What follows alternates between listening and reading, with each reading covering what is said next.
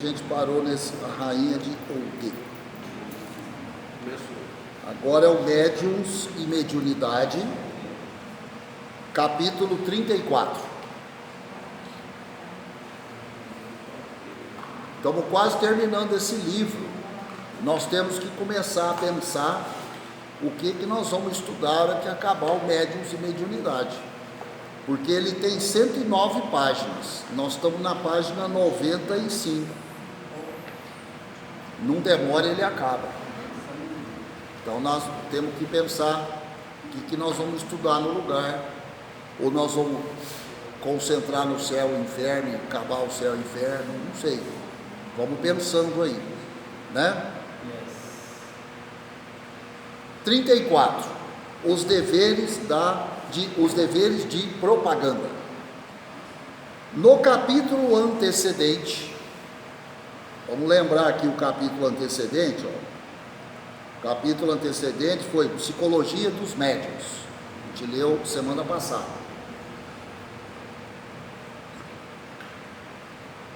No capítulo antecedente, fizemos ligeira referência sobre a propaganda, querendo dizer que esse dever dos centros e dos espíritas tem sido mal entendido com o estabelecimento de sessões públicas de manifestação dos espíritos.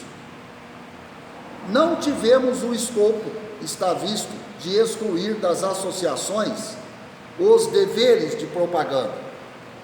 Então está comentando aqui sobre a questão da divulgação dos trabalhos da casa, principalmente as reuniões públicas, que tem que ser divulgado com muita clareza, né? Muitas vezes a pessoa que vem aqui uma primeira vez, ela vem pensando que vai ver alguma manifestação. A manifestação a gente sabe que existe, mas daí para ela ver, perceber, aí é uma outra história. A manifestação eu acredito que exista sempre, mas ver, sentir, ouvir é uma outra história, né? Sendo o fim do espiritismo a reconstituição do cristianismo, em primo loco, e em segundo, trazer complemento dessa doutrina. Então, em primeiro lugar, né, o espiritismo tem a função de reconstituir o cristianismo. É o segundo consolador prometido. O primeiro foi a vinda de Jesus, o segundo foi o advento da doutrina, né? Esse Jesus Cristo disse que daria pelo Espírito de verdade. Tenho ainda muito que vos dizer, mas não o podeis suportar agora. Quando vier, porém, aquele Espírito de verdade, ele vos guiará a toda a verdade, porque não falará de si mesmo, mas dirá o que tiver ouvido e vos anunciará as coisas que estão para vir. Ele me glorificará, porque há de receber do que é meu, e vou há de anunciar. Quem escreveu essas palavras, né? João, no capítulo 16, versículo 12 a 14. Sendo, como dissemos, o fim do espiritismo, a unificação do cristianismo, porque quantas derivações existem dentro do cristianismo? Eu não sou capaz de citar todas. Talvez eu saiba uma meia dúzia, mas existem muito mais.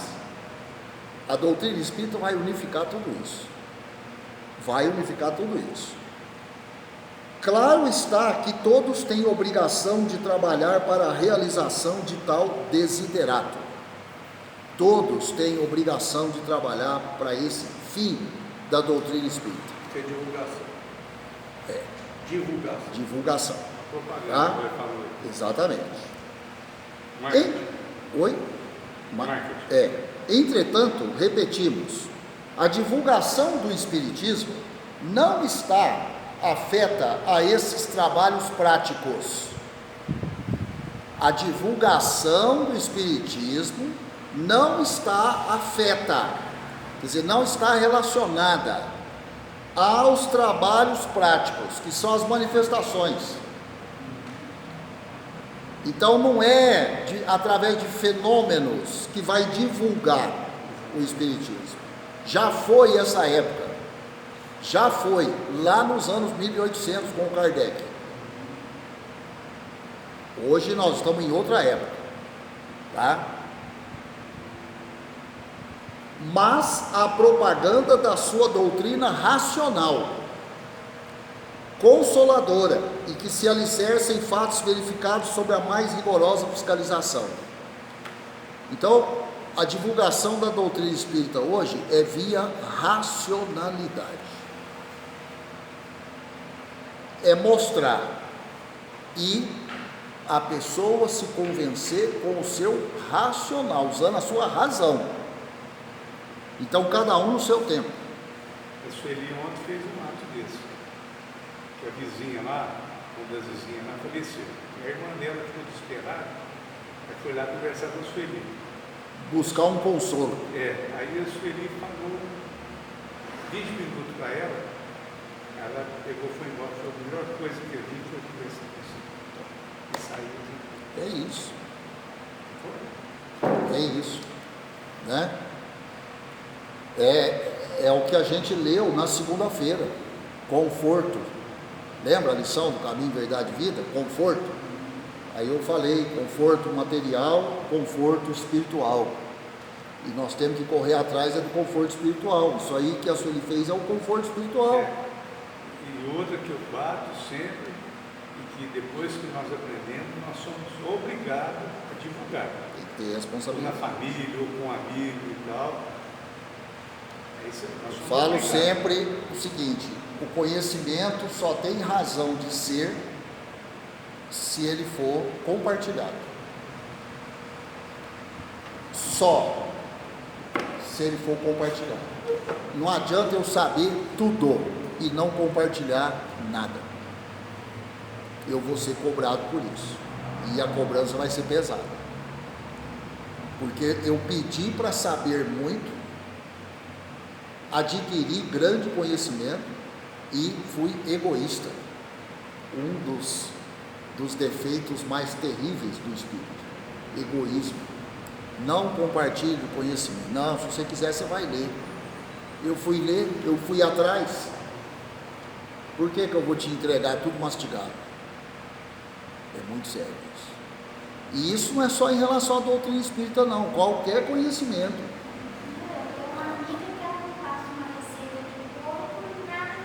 Pois é, então, qual que é a finalidade disso? Você vê, uma coisa simplória, uma receita de bolo. Mas olha o prazer de compartilhar, né? Da pessoa também sentir o prazer daquele alimento, que você quem deu a receita, que recebeu da sua mãe, que a mãe recebeu da mãe dela. Maravilhoso uma coisa dessa. Vem atravessando os tempos e deixando quanta gente contente, alegre, porque está comendo um bolo gostoso. Aí não, eu não vou entregar a receita para ninguém. Aí você morre, pronto, acabou. Ninguém faz esse bolo mais. Complicado, né? Cada centro ou grupo constituído, cada espírita é, portanto, obrigado em sua esfera de ação e na medida das suas posses, de seu saber e de seus dons, a fazer chegar ao conhecimento dos que lhes são próximos as novas da redenção, as verdades que marcam uma nova fase na senda da nossa evolução espiritual. Não tem que comentar esse parágrafo aqui, é obrigado. Então não vai discutir o quê? Não tem que discutir, é obrigado. Claro, com muita perspicácia, a gente não tem que impor nada, é razão, é para usar o racional. Ah, mas fulano lá tem uma dificuldade de entender, eu vou ter que explicar para ele a minha vida inteira. Isso. Qual o problema? Você é eterno? Se ele interessou. Explica a vida inteira. Professor, né, Henrique, não tem que passar a repetir a mesma história a vida inteira? Então não pode ser professora. Eu falo isso para todo professor todo dia. Professor, se o senhor não for capaz de repetir, o senhor repensa a profissão. Repensa a profissão, urgente. Dá tempo ainda de só achar outro rumo. O professor tem que repetir, ué. E não é uma nem duas vezes, não, é a vida inteira. Se é para o mesmo aluno ou para turmas diferentes, não interessa, tem que repetir até o outro entender. Muda o jeito de explicar. Não precisa brigar com a pessoa, né? Você pode ter entendido com facilidade, mas nem todos são iguais. Quando a gente vai explicar os princípios da doutrina, a gente, né, às vezes tem um conhecimento de quem é o outro lado, você já vai com jeito. Não adianta você chegar de sola, a pessoa não vai entender, vai sair criticando a doutrina, vai criticar você. Mas por quê? Porque você achou que a outra pessoa tem uma enorme capacidade de entendimento e você já chegou aqui em cima.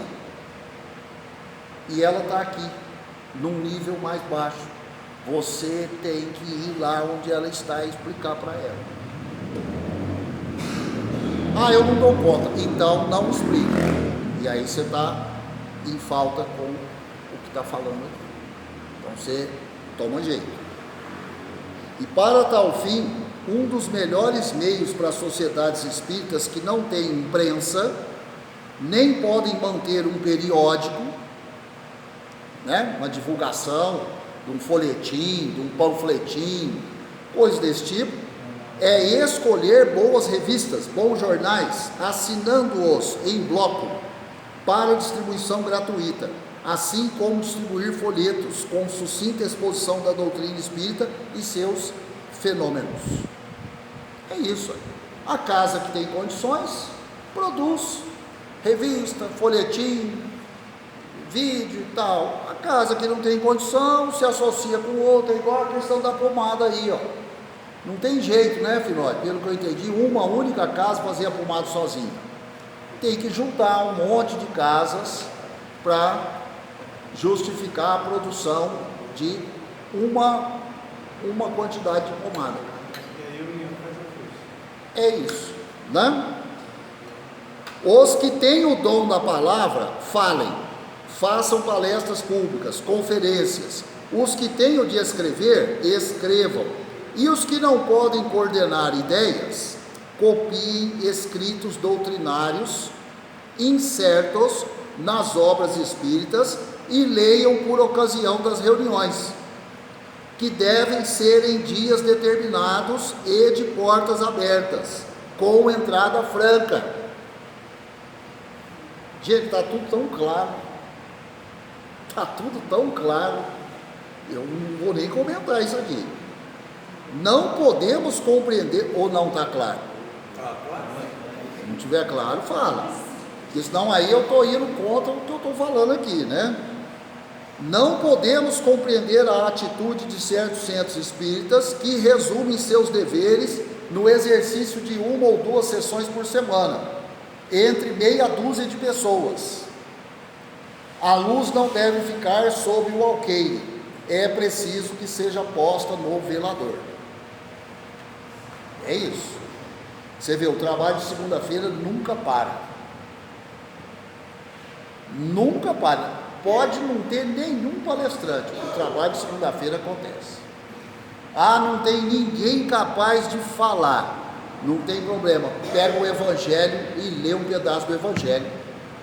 Pega o livro dos Espíritos e lê meia dúzia de perguntas. Uma palestra aí do Haroldo Dutra. Põe uma palestra. Hoje tem os recursos da tecnologia. Olha que maravilha. Né? Tem palestra até do Marx aí. Então, né? Então, não justifica não ter. Não justifica, né? Não justifica. As sessões práticas são de edificação para os crentes. Mas você não fala sobre o horário, Não, mas a gente sabe que tem um horário, né? Ei, Carita. Nós ainda vamos ter uma conversinha no outro plano, tá? Sobre isso. Pode deixar que eu não vou esquecer, tá? Eu te espero no outro plano, tá? As sessões práticas são de edificação para os crentes, as teóricas para a conversão de incrédulos. Estes, despertados pela palavra espírita, por sua vez, tratarão das sessões experimentais, que o seu espírito de crítica e raciocínio exige, a fim de tomarem conhecimento positivo dos fenômenos. Ou seja, gente, tem aqui as sessões práticas, tem as sessões teóricas. Para cada público, uma delas. A prática, edificar os crentes. A pessoa já crê. Aí as sessões práticas vão edificar. Vai consolidar. As teóricas, conversão dos incrédulos. O incrédulo, eu não posso chegar no incrédulo e mostrar para ele um fenômeno. Ele não vai entender nada. Ele pode inclusive sair daqui falando que foi uma armação, Um truque. foi um truque. Não, fizeram uma mágica lá para tentar me convencer que existe espírito. Ele é incrédulo. Então não adianta, ele precisa estudar primeiro, ele precisa entender os fundamentos. Entendeu? Então, quem sabe um dia, se for necessário, ele vai presenciar uma manifestação, né? Ou então, uma vez que ele começa a entender a teoria, num dado dia ele começa a entender que ele sempre tem manifestações, os sonhos que ele tem. Pronto, está aí uma manifestação. Na sua casa, na sua cama, no seu quarto, lá onde você dorme. É uma manifestação, né? Assim pensamos e assim temos agido, desde que nos iniciamos no Espiritismo, não nos arrependendo da orientação assumida com docilidade. Orientação com docilidade, é o que eu falei, não é para chegar, né, com tudo que a outra pessoa não sabe, o nível da outra pessoa, e ditada pelos nossos queridos guias. Sempre que a gente vai conversar com alguém, pede ajuda para o guia, mostra a sua intenção boa, fala, não, eu quero ir lá conversar com a vizinha, porque eu quero confortá-la, eu acho que eu posso confortá-la, mas me ajuda, coloca as palavras certas na minha boca, né? As ações corretas, para que eu cumpra as minhas intenções com sucesso. É lógico que o guia vai ajudar, claro, por quê? Porque ele vai ver que está saindo do seu coração aquela intenção, ele vai te ajudar. Nunca vá você por você só, nunca, porque aí muitas vezes abre-se espaço para o espírito malfeitor. Então você vai lá convencer que existe vida após a morte? Deixa comigo. Você está achando que você é o quê? Né? Aqui, ó, eu tenho um dilema, que assim, a pessoa que é incrédula, eu costumo, às vezes a gente está conversando, e serve para todo mundo, né? Aí eu pergunto para ela, explica como que o sonâmbulo está dormindo, vai lá na geladeira, come e volta dormindo, com o olho fechado. Explica para mim, como é que ele faz isso? Eles não sabem. Aí, cara, é a alma dele, o espírito. Aí ele começa a entender. É o espírito dele que vai e faz. O corpo é apenas a matéria. Esse é um dados muito bom quando você está conversando. Você põe para a pessoa, você não acredita? Então tá. Como que o sonâmbulo faz isso? Aí ele começa a pensar. É muito interessante isso.